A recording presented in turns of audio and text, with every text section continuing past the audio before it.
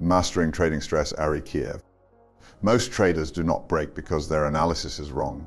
They break because the pressure of holding real risk quietly rewires how they think, and they make their worst decisions at the exact moment they most need their best ones. That collision between a competent mind and a stressed nervous system is the whole subject of this book. Core thesis. Ari Kiev was a psychiatrist who spent years embedded inside elite hedge funds, coaching some of the most aggressive traders in the world through the strain of trading at size. That vantage point makes the book unusual. It is not about beginner discipline. It is about what happens when a trader is already good enough to take meaningful risk and human enough to wobble underneath it. Kiev's central claim is that stress in trading cannot be eliminated, only channeled. The work is not to feel nothing. The work is to recognize your own stress signals early, treat them as information about your internal state rather than facts about the market, and use deliberate techniques to bring yourself back to a clear operating mode before the next decision. Traders who never learn this let the stress make their decisions for them, and stress is a terrible trader. He also maps the road a mismanaged emotion travels. A scare turns into hesitation. Hesitation lets good setups slip past. The missed trades breed regret. Regret demands to be paid back, and the paying back is done with wild, oversized trades that end in real damage. Every stage of that road feels reasonable while you are on it, which is exactly why it has to be interrupted early. The body hijacks the mind. The stress response evolved for physical danger, and it does not know the difference between a predator and a losing position. When the threat registers, the heart rate climbs, attention narrows to a tunnel, complex reasoning degrades, and doing something right now starts to feel far better than thinking. That cocktail is nearly perfect for escaping an animal and nearly perfect for ruining a trade. Trading needs the opposite of everything the alarm provides. It needs wide awareness, long horizons, comfort with uncertainty, and a flat pulse through both gains and losses. So Kiev's first lesson is simple awareness. The hijack happens automatically and silently, however rational you believe yourself to be. The trader who learns to notice it, the shallow breath, the sudden urgency, the shrinking focus, can interrupt it with deliberately slow breathing, a short physical break, and structured self-talk, and return to the screen running the right software. Osiris Capital Trading Desk is built to read pressure as well as price. When a position moves against you, its coaching deliberately becomes calmer and simpler, short structural guidance in place of a menu of options, because a mind under pressure needs fewer words and clearer ones, not more. Name the emotion, correct the distortion. Kiev catalogues the emotional states that drive trading errors, and the point of the catalogue is precision. Each emotion distorts decisions in its own predictable direction. Fear shrinks your size, takes your profits early, and talks you out of valid setups.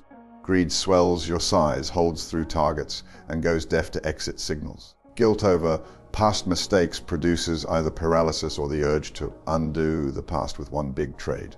Worry burns the attention you needed for the present. Anger is the most dangerous of all because anger wants action, and the action is almost always wrong. Even euphoria is a threat because the trader on a hot streak feels exempt from their own rules at exactly the moment the rules matter most. The discipline is to name the state accurately before the next decision. A trader who can say plainly that they are in greed mode can ask one clarifying question. Would I take this trade in a neutral state? Asked honestly, that question deletes most of the damage because the distortions survive on not being seen. Drawdowns leave real scars. The boldest section of the book treats a serious drawdown as genuine psychological trauma, and Kiev means it clinically. He watched professional traders exhibit the same constellation that trauma patients show. Numbness where neither wins nor losses register properly. Intrusive replays of the losing trade during live decisions. Hyperreaction to ordinary market noise. And above all, avoidance, where the nervous system quietly refuses whole categories of trades that resemble the one that hurt. That avoidance is the insidious one. After a brutal loss on a short, a trader can go months unable to sell anything, even when selling is the obvious play. and they will call it caution. It is not caution.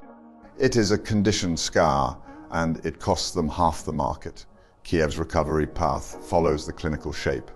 Acknowledge the event instead of denying it.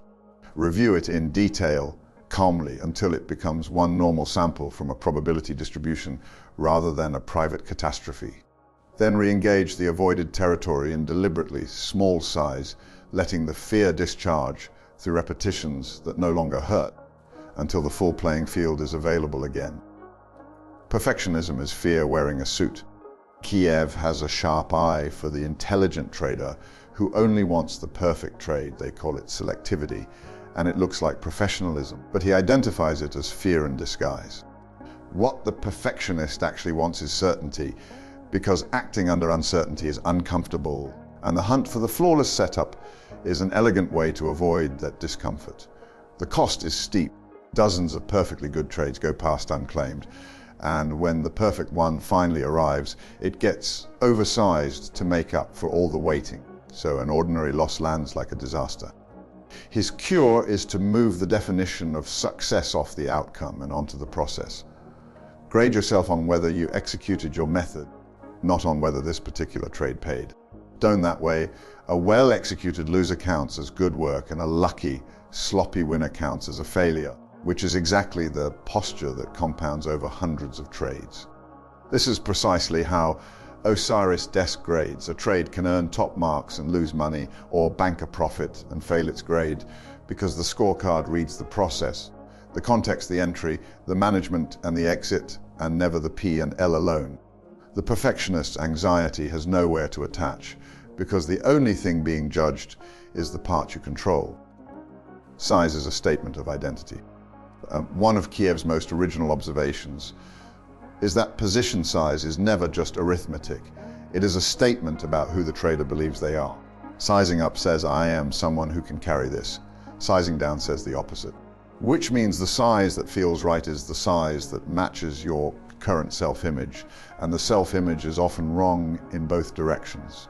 Most traders carry a self-image smaller than their actual edge and chronically undersize, quietly earning a fraction of what their skill supports. The same trader on a winning streak inflates, sizes like a giant, and gets corrected by the market in one ugly afternoon. Kiev's answer is to take sizing away from the feelings entirely.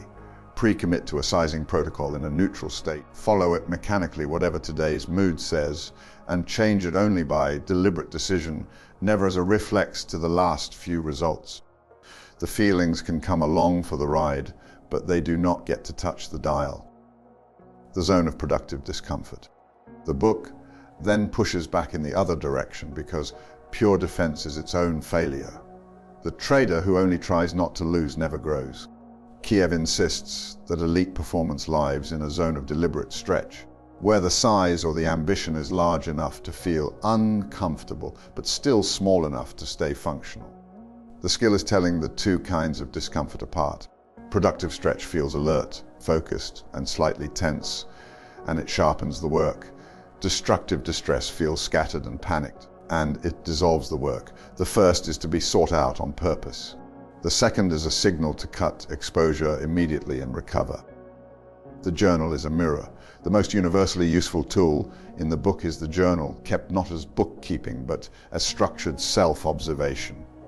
After each trade, record the state you were in, the reasoning, the deviations, and what you noticed alongside the numbers. No single entry teaches much. 50 entries teach everything, because the patterns you cannot see in the moment are unmissable on paper. The same impulsive entry after every losing streak. The winners always cut short at the same hour. The size that creeps up on the same trigger. Kiev is blunt that the journal only works if it is honest, and that writing the flattering version is a way of lying to the one person who pays for the lie. Osiris Desk keeps that mirror automatically. Every trade, every deviation, and every named slip is logged and pattern matched across the weeks. The leak you cannot feel in the moment gets surfaced from your own record and said out loud while it is still cheap to fix. The machine the mind runs on. Kiev closes on the least glamorous subject in trading, the body. Sleep, food, movement, and genuine time away are not lifestyle extras for a professional. They are the substrate the decisions run on, and a degraded substrate produces degraded trading no matter how good the method is. A trader who is exhausted, over-caffeinated, and glued to the screen for weeks is not tough.